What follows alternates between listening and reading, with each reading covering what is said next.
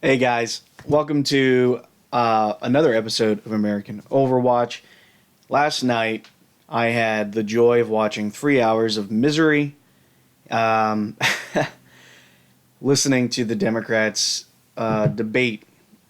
So we're gonna get into it. I just want to talk briefly before we actually get into it about Hunter Biden and his response, or actually, I guess he came out of hiding, and he had an interview with ABC News. Go figure, in his own home, so on his own little turf, where made him feel comfortable enough. I guess the interviewer, Amy something or another, she did an okay job asking the questions, but she didn't really press too hard. She gave him some time to breathe. There's a lot of cuts in the video. So if you know anything about like video editing or anything like that, if the screen's constantly like moving and it's jumping between screens and things like that, there's a pretty good chance that there's a lot of edits done or a lot of retakes or a lot of this stuff. So maybe he's not happy with the answer he gave, so they're gonna go back and they're gonna revisit the question. So to me, right off the bat, in the middle of the interview on ABC News, it's just jumping back and forth in between these cutaways and all this stuff and these inlays and all that stuff. So right now I'm live, so anything I say or do, you're gonna see it live.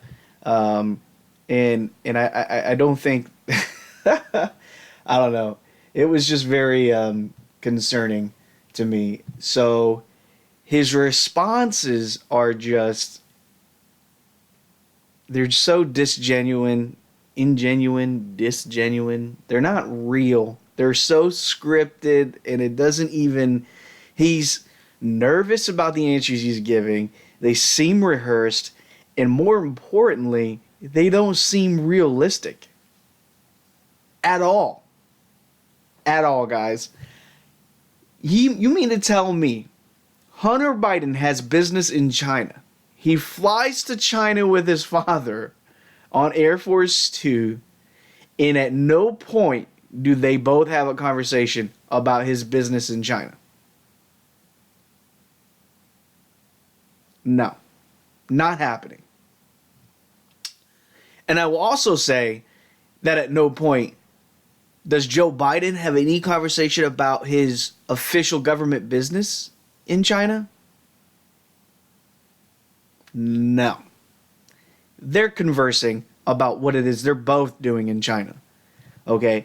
They might not get into the grave details and the secrecy of things or whatever the case is, whatever sensitive information it is that they can't share, especially with the vice president who can't share certain national security information. I'm not suggesting that he would go out of his way to provide unnecessary information, but small talk between the two, the family. I mean, what you would normally have with your own family. How was work today? What are you doing? Where are you going? Things like that. In the conduct of your family life, you're gonna have natural conversations with your own family members about what it is that you're doing for work. It just doesn't make any sense that both of you have, your jobs are taking you both to China. One, where Hunter Biden clearly abuses Air Force Two to go and conduct his own personal business on government funds, which, is a different story because Joe Biden might have been already going there. So does it, that's a separate argument. I mean, on one side of the coin, you could say, oh yeah, Joe Biden was already going there. It's not really a big deal. That was a official government business. Taxpayers are going to pay for that. So he just took his family there. And then Hunter Biden was like, well, while I'm in town, I might as well just get some business done. Something like that, whatever. I mean, there's an argument to be made there for him. So it doesn't really matter to me. But what does matter to me is that both of them are on the same flight. Both of them are intermediate family. Both of them are going to China to have a conversation with their business partners, if you will. And neither of them have a conversation about what it is that they're doing. Come on, dude. No. All right, enough of that. The reason why I did bring that up, though, is because Joe Biden, during the debate, got asked, which I'm surprised it was even brought up. And then I think about it and I'm like, well, should I really be that surprised? And I was, but in retrospect, thinking about it, they really had to ask that question, right? Because President Trump is President Trump, right? He's coming down hard on all the news media, the mainstream media and things like that, about not being truthful, and we're seeing it. I mean, ABC News published a video of a Syrian or a Turkish attack on Syria where they were like massacring hundreds of Kurdish civilians. Well, guess what? Turns out the video was from a gun range in Kentucky. That's right. So it wasn't even a real video. Now, again, this is Jack thinking, right? Well, why would ABC News publish something like this? And they're saying, well, it was from an official, or it was from a source that was in Syria on the ground, and we couldn't verify it because of security issues near and around the border. So they're having trouble verifying the authenticity of the video. Well, that's hilarious. You're having trouble because it's not an authentic video from Syria. It's a video from Kentucky. In today's day and age, there is a damn good chance that somebody sent that video to ABC News pretending to be there on the ground, and ABC News was like, yeah, let's run with it, just to turn around and stick it to him. Because I was sitting there thinking to myself, and I'm like, man, these guys are good. I'm like, I would, unless I was actually at the Kentucky gun range and I saw this video being aired by ABC News, or unless I took the video myself or saw the video at some point, I don't think I would ever know that. Like, how could you possibly ever know that? And then for it to get blown up as big as it did, like, even I'm talking like national news basically, right? How did I become aware of this information? Because right now my reach is only touching like 1,000 people, you know. So I mean, how did Joe Blow get a hold of this information and then say, hey, by the way, oh, ABC News is, and then it just goes viral? I mean, I don't know. It just seemed all too perfect for me. So it seems to me like maybe somebody fed ABC News misinformation, and they were like, they wanted it so bad that they just published it, and they never fact checked it, or they. I mean, how can you? You know what I mean? I mean, it's not like you could just take a video and dump it into Google and say, you know, find this like video on Google or YouTube and see if it's out there. It would be awfully hard to fact check a video, and you'd have to look at your source. And if the source is really good at covering their tracks, I think ABC News just desperately wanted it to be so true that they just ran with it. I mean, unbelievable. What a huge mistake. I'm not defending ABC News. I'm just saying what a huge mistake that was. And it just goes to show you that they just so desperately want Trump to be wrong that they just air it. They're just like, run with it. Anyway, I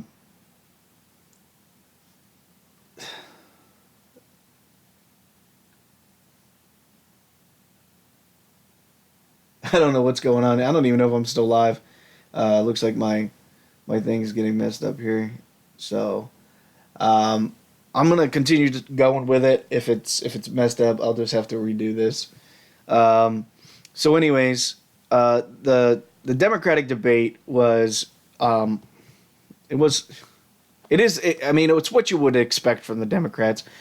One moderator asked Joe Biden about his deals with Joe Biden's son, Hunter Biden, and his dealing with Burisma Holdings in Ukraine, in China, and his deals with China. And he said, no, we never talked about it. We never did anything like that.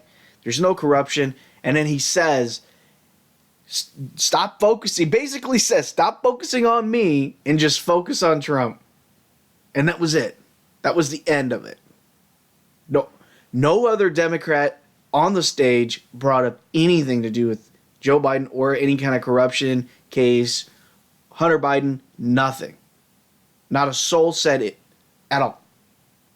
So that lends credence to a couple of political advisors and analysts who basically called the shots and basically said, look, they probably can't go after Joe Biden. He's already tanking anyways. He's not going to be there because of most of this. And Elizabeth Warren is kind of getting thrust out front. They were both kind of running neck and neck. Elizabeth Warren was behind Joe Biden for a little while. And then because all this came to light, it kind of got, Elizabeth Warren kind of got thrust in front of Joe Biden. So it did no favors to any Democrat to actually attack Joe Biden. But it wouldn't do Elizabeth Warren any favors. But there's other Democrats on that stage that don't really have a big chance of winning. So what do they gain? What would they gain by just asking those questions? What would they lose? And it seems to me like maybe a lot of those guys that are on the stage also, I'm speculating, but maybe they're also a little corrupt, a little dirty. Maybe they also are reaching their little dirty fingers out there to try and get some of the wealth for themselves. And I find it absolute. Who was Tom Sear? Sear? I have no idea who that guy is. He just showed up last minute. And then he turns out to be the only billionaire on the stage. And this guy, in the same breath, says, we're going to tax the wealthy. The top 1/10 of 1% with Elizabeth Warren says, what? So how are you a billionaire, bro? Like, did you donate money? Like, where did you come from? Out of nowhere, this guy just shows up, and he's on the last debate. No one knows about him. He just shows up. Is he going to be the DNC's candidate? Am I the only one asking, like, who the hell this guy is, where'd he come from, and how'd he show up? Like, I watched the first two debates. I didn't see him there. Maybe I was drunk or something. I don't know. But I didn't see him there. I'm going to have to go back and look and figure out who this guy is, because he just showed up. And he's a billionaire, apparently. And he's like, oh, well, I started, he's talking about he started, how he start some global warming thing and a couple other stuff. And then that's how he made his millions or something. I don't know, guys.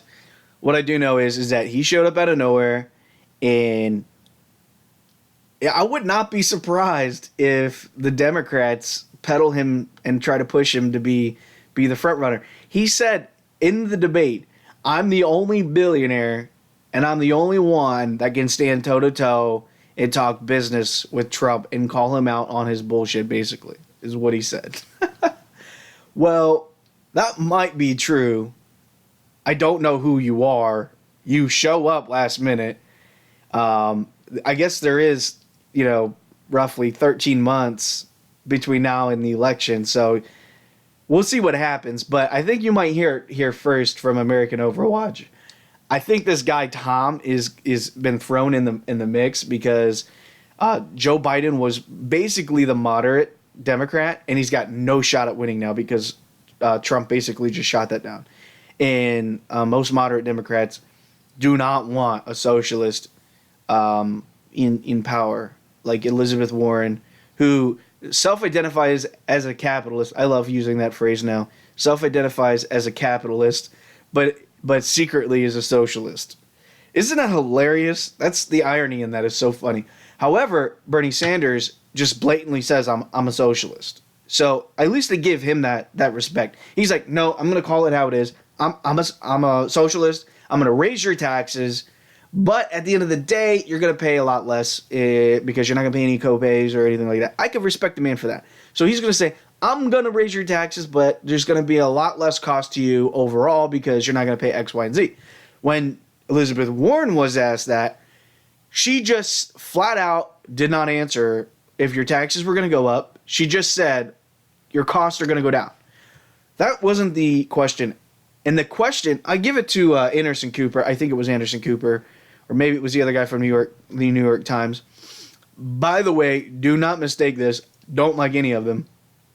But whoever asked the question did a good job at repeating the question several times and didn't let her off the hook very easily. And then even so, the next candidate didn't let her off the hook either. So they did a good job pressing Elizabeth Warren, and a lot of the other Democrats actually went after her because they probably see her as the front runner now. But I don't know. I don't know who this Tom guy is. I think he showed up, and I think they're just going to throw him in there, and they just said, well, let him run with it because he's the only the only businessman that's willing to run for the presidency, and he's got a solid head on his shoulders. He's done X, Y, and Z. He's got a lot of social justice people, a lot of networks. Maybe he can do something with it.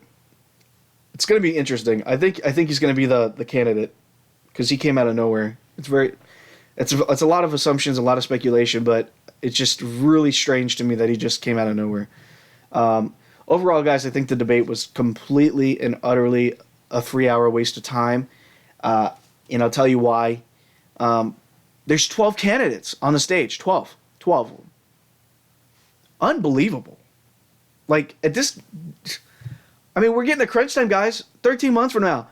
You're going to have to get your plans out there. You're going to have to get what you're going to do out there. You're going to have to solidify that. You're going to have to codify that. You're going to have to publish it. People are going to have to research it. If you can't get up there and coherently explain to the American people what it is your plan is, how you're going to lay that out for the American people, and what it is that we can expect, there is absolutely no way that independent voters or moderate Democrats alike are going to understand what it is that they're voting for.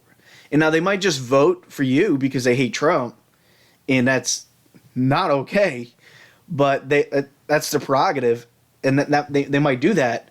But at the end of the day, there's an awful lot of people that love Trump. And so I think that you would epically fail in a catastrophic way if you if the DNC didn't get their act straight and they didn't get a candidate that was running by at least by the end of the year. Or at least by when I guess Iowa votes, they don't have somebody at least there with a solid plan, a solid frameworks. People are gonna have to start endorsing someone. There's 12 candidates on the stage, guys. I think probably each candidate.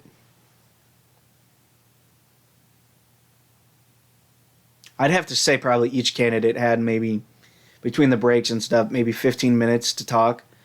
It was terrible, guys. It was terrible.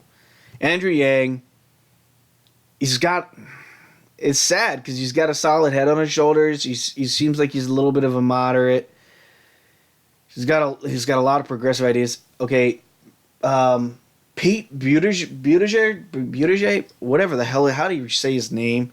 Listen, that guy is just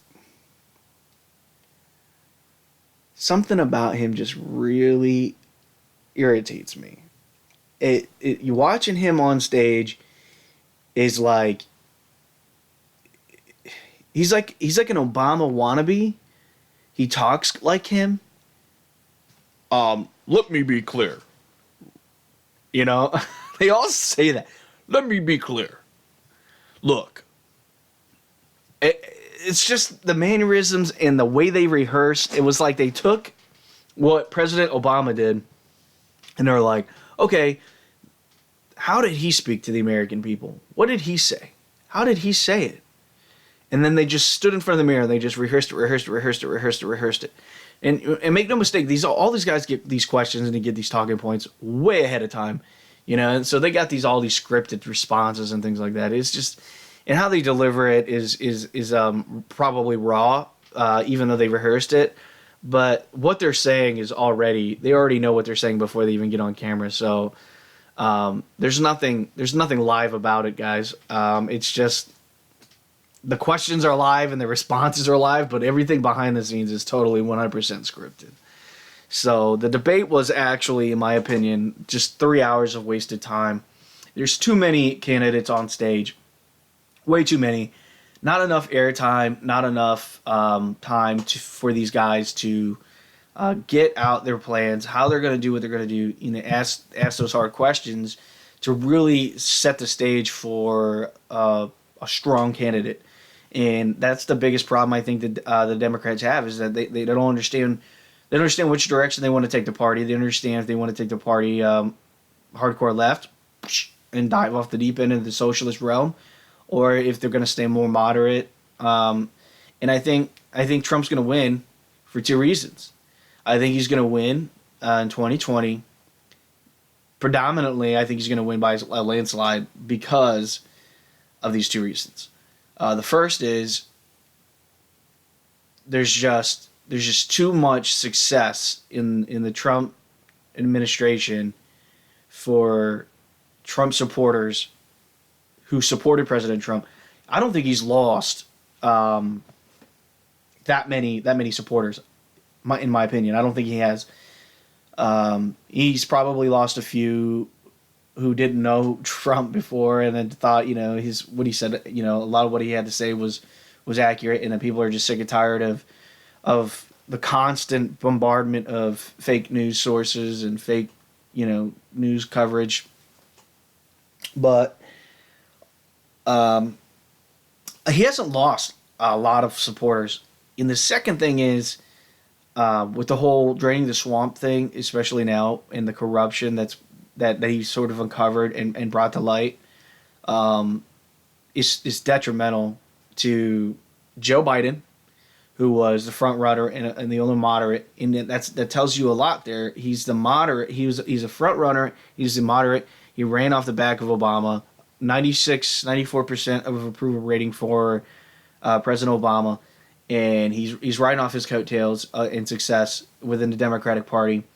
And then all of a sudden all this corruption happens, and now he's no longer the front runner. Elizabeth Warren steps in, and she's the self-proclaimed capitalist. Yeah, we know you're socialist. And then all of a sudden what happens is this guy Tom shows up out of nowhere. I mean, guys, come on. I mean, this is really strange. So they haven't even solidified a candidate to run against Trump. And I think they're throwing this Tom guy in there to say, look, man, you got to do something about it. You got to do something. So we'll see where it goes, guys. Listen, that's my 2 cents on the whole matter. So let me know what you think about my topic. Let me know what you guys think about my analysis, because I think it's absolutely laughable what the Democrats are doing right now. They're all over the place. They have no idea where they're going. The candidates should solidify. At least I would say there should be at least 3. There should have been 3 or 4 on the stage by now. Only 3 or 4. Cory Booker needs to get the hell out of there. Tulsi Gabbard, she needs to get out of there. Andrew Yang needs to get out. I think Pete Buttigieg. I mean, he needs. Maybe it's because he's a service member and a vet, and I am, and it's like his views are so starkly different than mine, and what he says is so starkly different than mine, and how he delivers it is just, and he blinks all the time. He's like, it's like, are you wearing contacts, bro? If you're wearing contacts and they're bothering you that much, take them out. Or maybe it's the light shining on his eyes that are drying him out. I don't know. But there's something about him that makes me just, anyway, those guys need to get out of there. I think the only people that should have been on that stage is Biden, Sanders, Warren, and I don't know who this Tom guy is. I guess he probably would have showed up, so we'll call him in there. And then my wife, I was talking to my wife last night. She thinks Cory Booker should be in there. I don't think he should be in there, so we'll throw him in there. But he's another awful person. especially after what he did during the Kavanaugh hearings. So anyway, let me get off of here, guys. Let me know what you think. Don't visit me at AmericanOverwatch.org. I got a lot of resources on there. You go to the member area. If you don't have an account, it's free to create. You don't have to put a phone number or anything like that in there. But you do have to put an accurate email because it'll ask you to verify it. So go ahead and do that. And then you can download any of the files that I've uploaded. In addition to that, and the Asian, yeah, the Asian, for sure. There's probably quite a bit of a lag here in between what I'm talking about and what you just commented. So anyway, go to AmericanOverwatch.org, visit me there. If you like any of the content that we're publishing, feel free to go to Patreon.com if you want to show your support monetarily. It'll help me with any of my FOIA requests. It'll help me with my public records requests and the costs associated with that. So I'm still investigating a lot of what's going on with my link analysis chart and a lot of the corruption and stuff like that that's going on. So that's a work in progress. There's just a lot of information to comb through to verify and to make sure that I stay within the scope of the investigation. So bear with me there as I continue to update that stuff. All right, guys. We'll see you on the next one.